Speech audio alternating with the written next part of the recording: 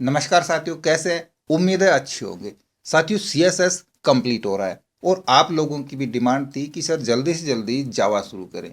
तो फाइनली हम जावा शुरू कर रहे हैं। सबसे पहले हम जावा से इंट्रोडक्शन करवाते हैं कि जावा क्या है, इसको कब और किसके द्वारा डेवलप किया गया, history, features and usages of Java.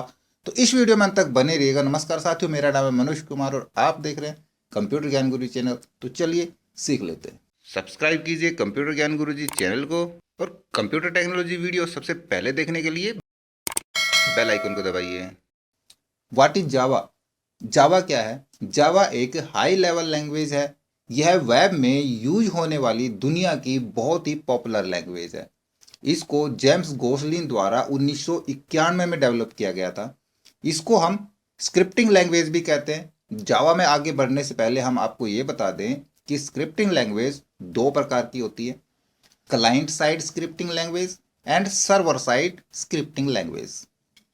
तो इस प्रकार की सारी लैंग्वेज जो हमारे कंप्यूटर सिस्टम यानी हमारी मशीन पर परफॉर्म करती है, जैसे HTML, CSS, जावा, इनको हम क्लाइंट साइड स्क्रिप्ट लैंग्वेज कहते हैं। जब भी हम कोई वेबसाइट खोलते हैं तो वो सर्वर से हमारे सिस्टम पर खुलती है। तो उस वेबसाइट की जो लैंग्वेज सर्वर पर डाली गई है उससे हमारा ब्राउज़र कनेक्ट होता है और वेबसाइट को ओपन करता है। यानी ये लैंग्वेज हमारे ब्राउज़र में होती है और परफॉर्म करती है। बेशक ये लिंक सर्वर से होती है। तो ऐसी लैंग्वेज जो मशीन पर परफॉर्म करती है उनको क्लाइंट साइड स्क्रिप्ट लैंग्वेज कहते हैं।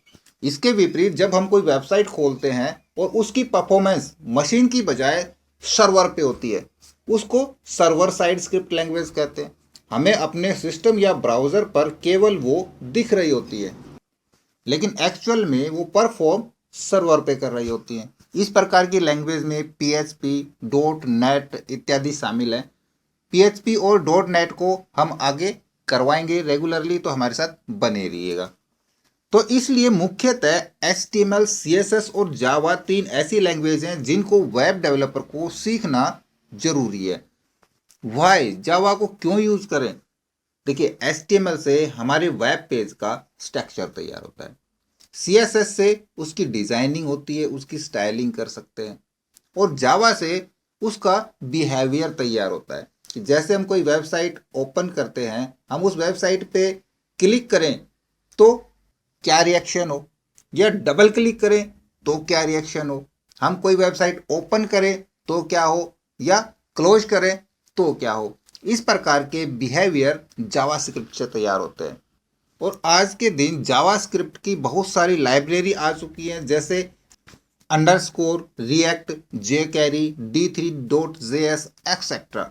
जावा ने मार्केट पे पूरी तरह से कब्जा कर लिया है। अब बात करते हैं इसकी यूजेस की, कहाँ कहाँ यूज होता है। देखिए, वेब डेवलपमेंट के लिए, या फिर एप्लीकेशन ऐप डेवलपमेंट के लिए, सॉफ्टवेयर डेवलपमेंट के लिए, गेम डेवलपमेंट के लिए एक्सेट्रा।